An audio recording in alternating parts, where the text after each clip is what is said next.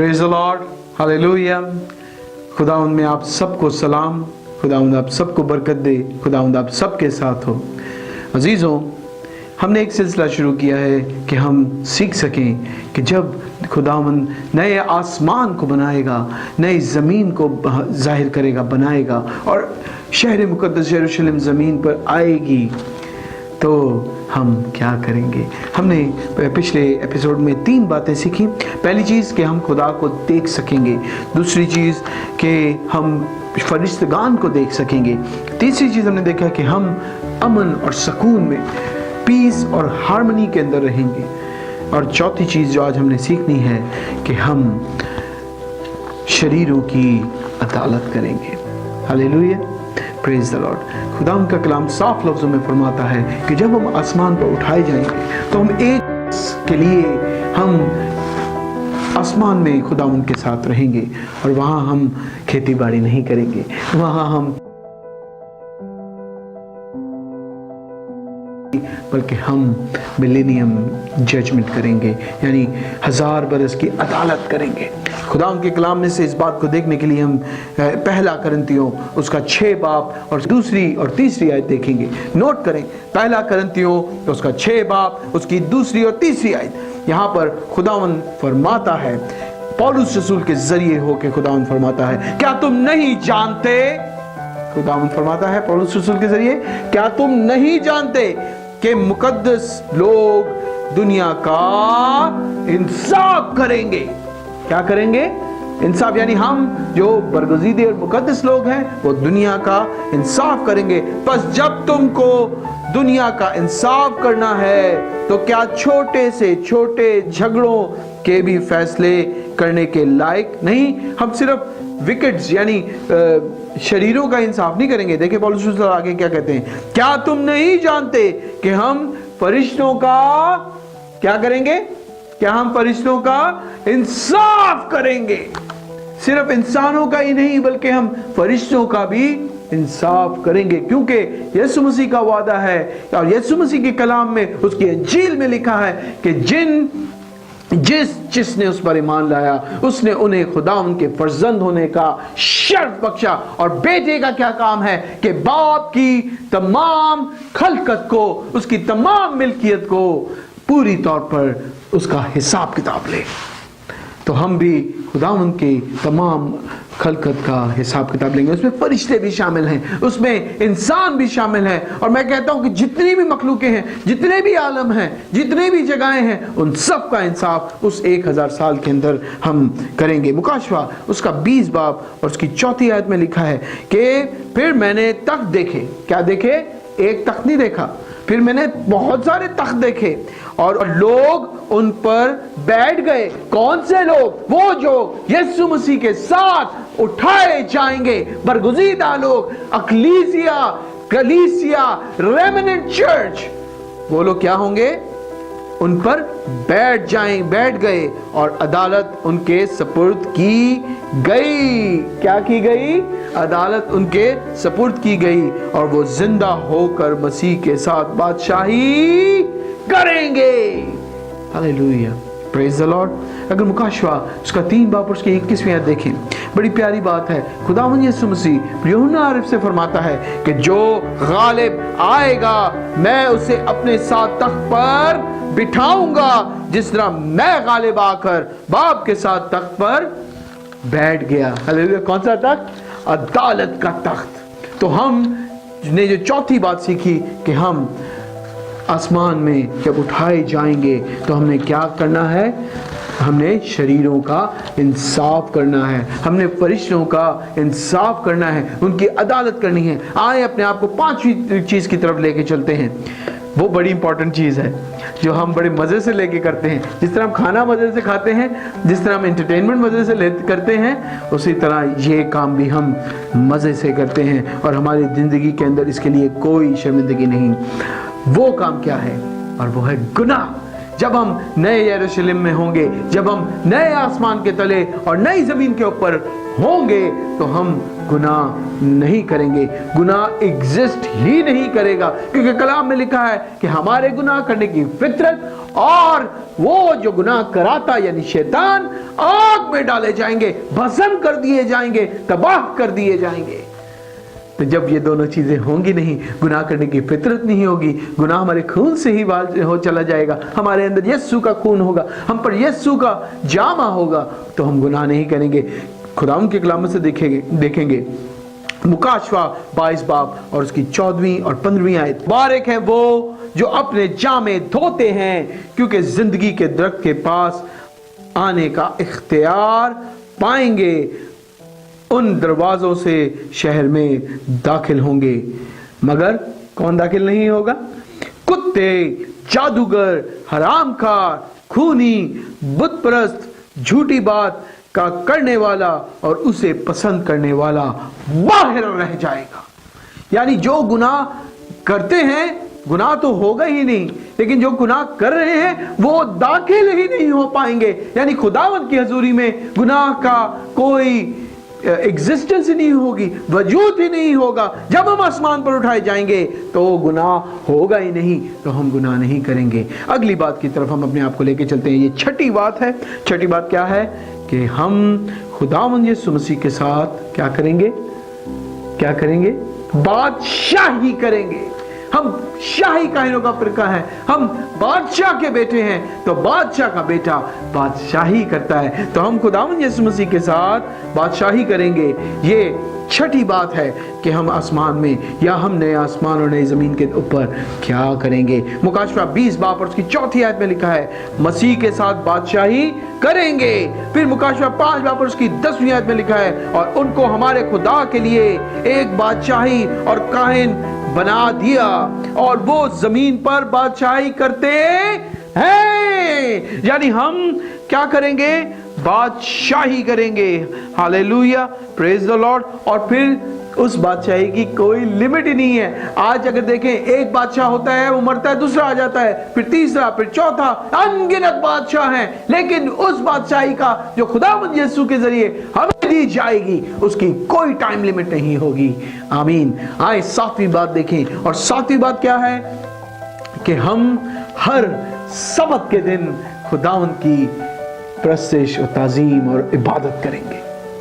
Hallelujah, praise the Lord. बड़ी different सी बात है। हम हर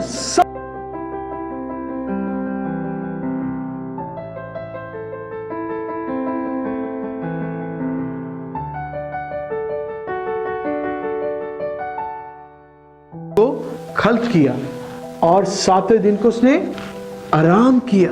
और फिर 10 अहकाम में कहा कि तुम 7वें दिन मेरी इबादत करो, और तमाम लोग इबादत करें। राइट। और फिर यशायाह नबी के सहीफे 66वें बाब और उसकी 22वीं और 23वीं आयत में लिखा है, गौर से सुनिएगा, गौर से, गौर तलब बात है। और खुदावंद फरमाता है, ये आम आदमी नहीं फरमा रहा, ये यशायाह नहीं फरमा रहा, बल्कि खुदावंद खुदा फरमा रहा है, जिसने आसमान और जमीन को बनाया, जिसने सबत को बनाया। वो फरमाता है कि जिस तरह नया आसमान, कहां? नया आसमान और नई जमीन जो मैं बनाऊंगा मेरे हुजूर कायम रहेंगी, उसी तरह तुम्हारी नस्ल और तुम्हारा नाम बाकी रहेगा। और फिर यूं होगा, खुदावंद फरमाता है कि एक नए चांद से दूसरे नए चांद तक और एक सबत से दूसरे सबत तक हर पर्दे बशर इबादत के लिए मेरे पास आएगा। यानी हर नए सबत को हम जब नए आसमान और नई ज़मीन में होंगे तो खुदावंद की प्रस्तिश और ताज़ीम करने के लिए हम नए यरूशलेम में जाएंगे।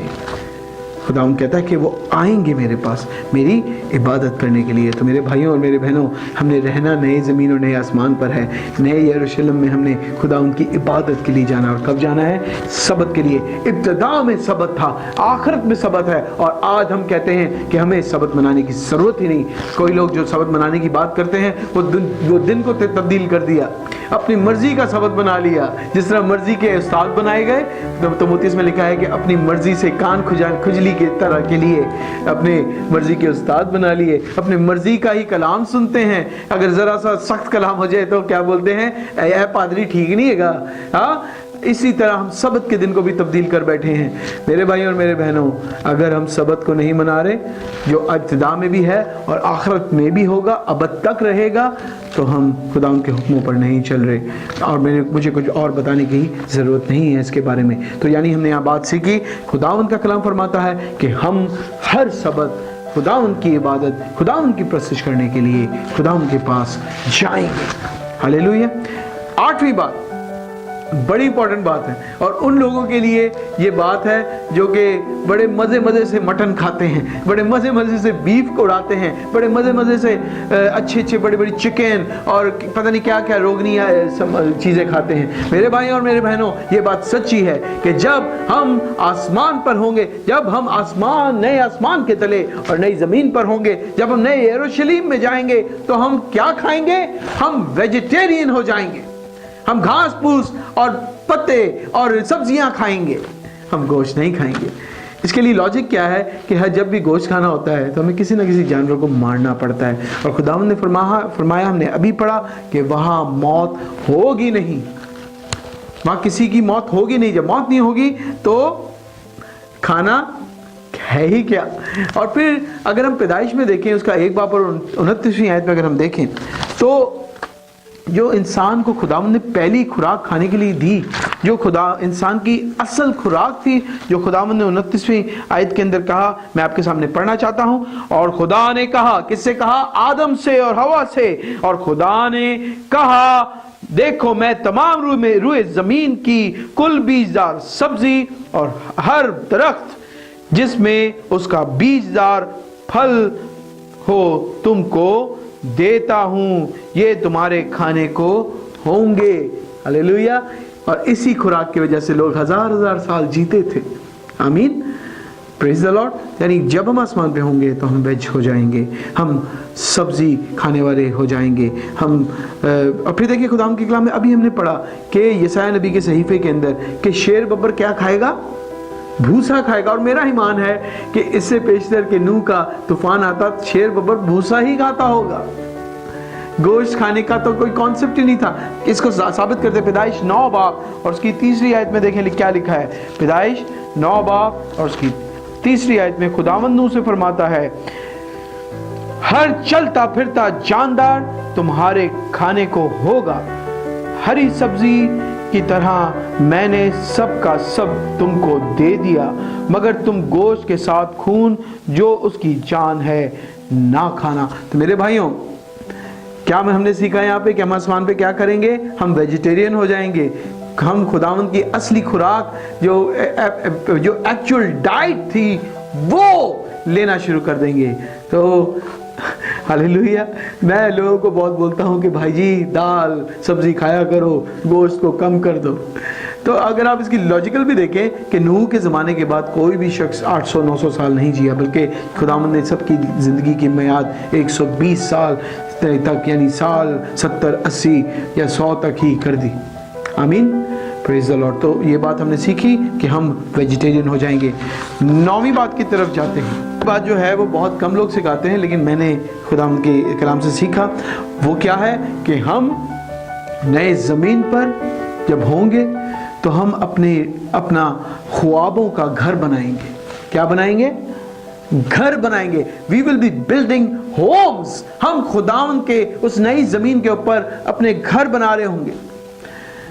हालेलुया। हम सबके पास 2-2 घर होंगे।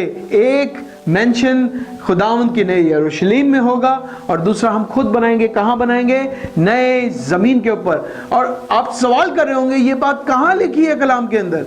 हमने तो आज तक नहीं पढ़ी। आए इसको देखते हैं। यशायाह नबी का सहीफा और उसका 65वां बाब और उसकी 17वीं आयत और फिर 21वीं आयत देखेंगे। और खुदावंद का बंदा रूह में होके क्या फरमाता है? खुदावंद उसके जरिए कहता है, क्योंकि देखो नए आसमान और नई ज़मीन को पैदा करता हूँ और पहली चीज़ों का फिर जिक्र ना होगा, वो ख्याल में भी ना आएंगी। 21वीं आयत में लिखा है, वो घर बनाएंगे। कौन घर बनाएंगे? वो बरगुज़ीदे जो नए आसमान और नई ज़मीन पे होंगे, वो घर बनाएंगे और उनमें बसेंगे, ताकिस्तान लगाएंगे और उनके मेवे खाएंगे, यानी हमने गल्लाबानी भी करनी है, हमने बागबानी भी करनी है और हमने घर भी बनाने हैं मेरे भाइयों।